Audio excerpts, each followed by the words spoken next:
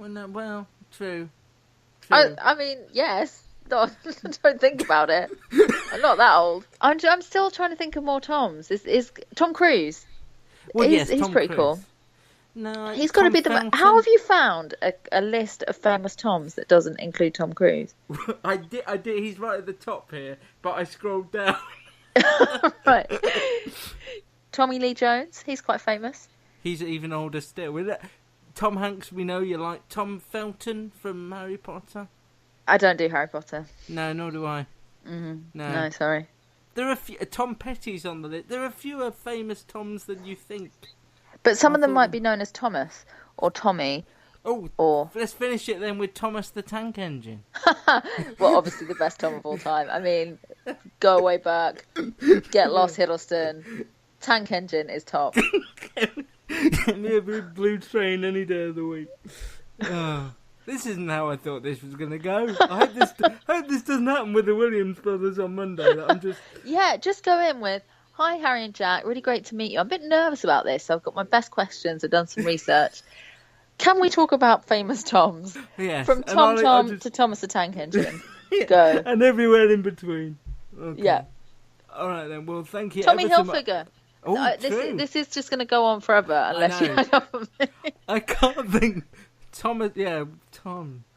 I'm just going to be lying in bed tonight thinking of famous Toms. That's all I'm going to be doing between now and Christmas. Tom Chambers, former winner of Strictly Come Dancing. Yes, true. A fortune teller did once tell me that I would marry someone whose name began with J. And Tom doesn't start with J unless it's a silent J. Yes, they have those Toms with just Tom, but it's THOM. That's weird. I always think. I can't publicly say that's weird because one of my friends spells his name that way. So, well, don't want to admit that. That's not slanderous, is it? I don't even know now. We're in a grey area. We're in a grey area now. How good is your legal team? Just out of interest. It's basically me and a card that I have somewhere in case I get into trouble that I've never had to dial. Okay. I mean, I would say that's probably not strong enough to take on. But it's in a briefcase, so that changes things a little bit. Oh, okay, fine, good. Yeah, because if it was just in a bag, like in a Sainsbury's bag, it wouldn't have the gravitas that a briefcase does. So I mean, you're right. No arguments from me.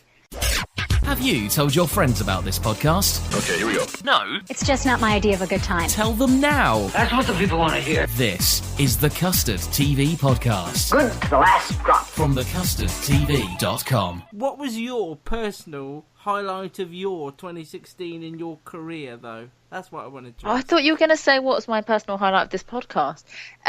We could do that. That would be disappointing, though, if you say it was the beginning, because then we've wasted 45 minutes. Nothing good as that. I think you know what the highlight of this podcast is for me. We don't need to say the name again. Tom and Jerry! Sorry, okay, stop. You've had some good opportunities this year. And some exposure. Yeah, it's been nice, but I'm going to the Strictly Come Dancing final tomorrow, and I've never been to the final before, so I'm very excited about that. And I'm keen. You just assume that people like yourselves have done these things. No, I've been to shows. I've been very lucky. I've gone to various episodes, but I've never seen the actual final. Although I think I want Danny to win. And I think Louise is going to win, so that's a bit disappointing. Yeah. What personal career highlights? Oh, I don't know. What can I say? Doing the Casualty 30th screening was a big deal actually, because I used to. This is like something out of a really bad Channel 5 film. But at school, me and my friend every Tuesday would go across to the BP garage opposite our school, get TV Times to read about what was going to happen in Casualty. I wouldn't even buy it. We'd just stand there and read about Casualty. That's amazing foreshadowing of what was to come, isn't it, in a funny way? What it basically shows is that I've got no imagination and thought, right, this will have to be my career. You could have ended up working in a BP garage. Yeah, so I feel like I've done well there. Out of the two, you did well. Yeah. So then to find myself as a representative of TV Times hosting a Q&A for the Casualty's 30th anniversary, that was pretty cool. I imagine so, yeah. I mean, I haven't seen Casualty for a long time, but it's just one of those institutions that you know will always be on. There'll always be people hurting themselves for the sake of drama, and I think it's amazing they've got to 30 years. They've got better, I have to say, because it used to be that you'd see someone walking up a ladder and you're like, that ladder's going hang over. On. Yeah. Whereas now, you see someone walking up a ladder and then behind them, there'll be a car crash or something. They now start to divert you. They're being quite clever. The guys that are looking after it now, I think, are the best. Because they know that that's what people are looking for. Yeah, they toy with you now, so that's quite fun. Oh, she's got the bath running, but she's also got a hairdryer. How's this gonna go? And then you think you know, and a bat flies through the window and kills her or something. Exactly. That's how it goes now. What I like is that every time they introduce a new character, they have to like come across some kind of accident on their way to work. It's like no one have a first day at Holby, because awful things will happen, like your roof will collapse or whatever. Well, we were just about to wrap up, and then you talking about everybody having a first day. Do you have any opinions on the slow nature of EastEnders since Dominic left? I thought Dominic was absolutely brilliant. He went to the same college as I did, so very impressed with him. That's neither here nor there. but I just there's not many people. Everyone from our university went on to be management consultants and lawyers and really, really boring things. So it's very exciting. So I've followed his career closely, and I thought what he did with EastEnders was absolutely amazing. And it's real loss to the show that he left. It is kind of boring now. I know they've got some exciting stuff planned for Christmas. I could not care less about Whitney. I'm sorry. I know, isn't it awful? Generally, I don't care about anyone younger than me, though, so maybe that's just my problem, not EastEnders' problem. That's probably yours. You'll wish you alone. No, it's just got a bit dull. But, the fact is that always happens with soaps. There'll be a massive, massive moment, and then there's a bit of a lull. To me, Cried was my highlight of recent years, and that was a long time ago, and that was before Dominic. Oh, we talked about highlights of 2016. We haven't talked about the very best moment of 2016. Danny Dyer's Who Do You Think You Are? Proper geezer. Danny Dyer. That's called a Selby. He's meeting his dad for a pint in an East End pub. She looks naughty. Fascinating boat. 1851. Professor Green. Cool name, that. Green. Pro Green. Okay. How French she was. Am I French? How French am I? I know I look French. That sounds Cockney French. However you pronounce it, Boutavant. I'd say Buttavant.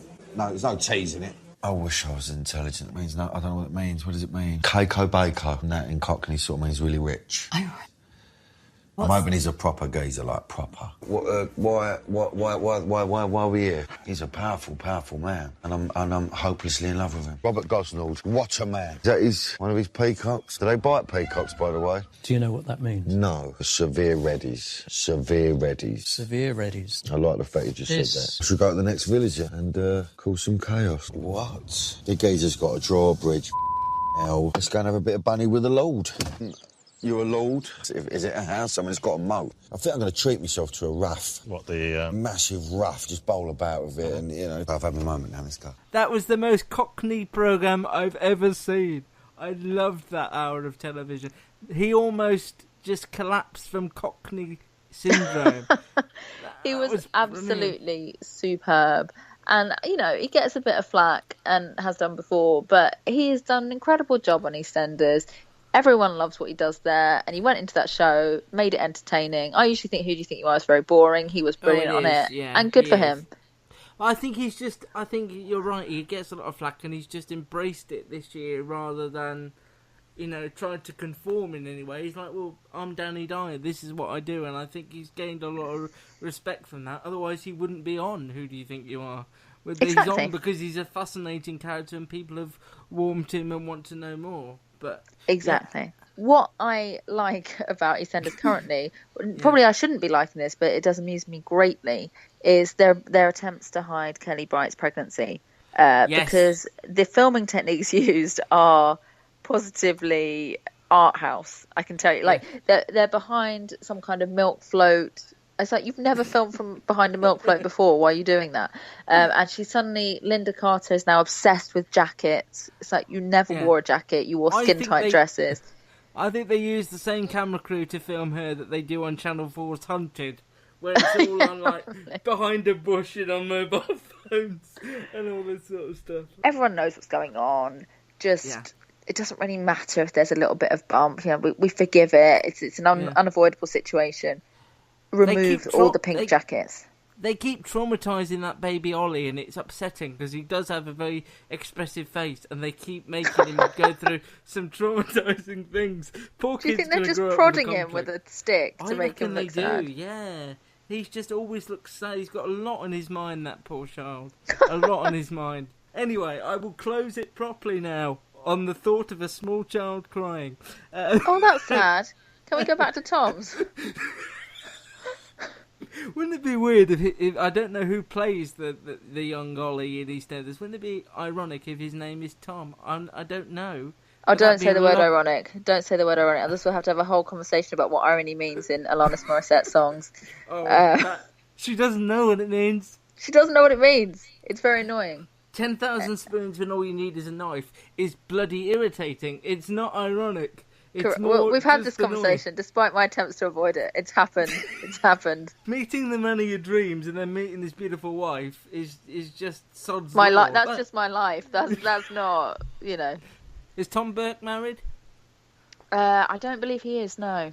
Okay, well, fingers crossed. I mean, he's not going to want to marry me after this podcast. Well, no, but I can swerve him. I can swerve his whole. He's not team. on Twitter. He's not on Twitter, so that's positive. Yeah, but I bet there's a couple of fan accounts I could include in the tweet, so that you're at least brought to his attention again. Don't do that, just because if it gets back to Tom Burke, I think I might be excommunicated. Well, something to look forward to anyway. In 2017. Well, good luck with everything. Not that you'll need it because you are over everything. Enjoy the final of Strictly. Thank you. Yeah, my plan is, after they've done their show dances, I'm just going to walk on and say, I say Emma, you say B. And I just think it's going to bring the house down. Have you done that a lot since Honey G? Because I feel like you just rattled that off as if you didn't give it any thought at all. Yeah, I've been planning it quite some time, so it's going to be you never brilliant. get anything done. No wonder you haven't seen a lot of these programmes. By the way, obviously you can follow us on Twitter.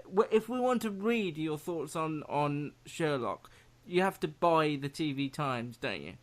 Yeah, sadly. Okay. Or TV and Satellite Week. There are some thoughts in there as well. I didn't know that they are the same thing. I never knew that. They're not the same thing, but they share some of the same writers. Oh, you just swap and change. I didn't realise that. Well, it's obviously much more thought out than that, I think. I'll do this one this week. I don't care. Okay. Yeah. Thank you ever so much. Thank you. If you'd like to follow Emma, she's on Twitter at Emma Bullimore. You can also like this very site on the Facebook. Please do.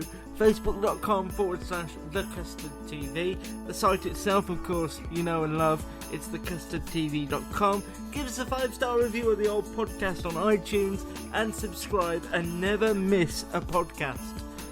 What a wonderful world that would be if we just never missed one. I've probably missed more than most people who subscribe to the podcast through illness and just not being bothered to do one. We'll be back soon though. Ta for listening. Bye.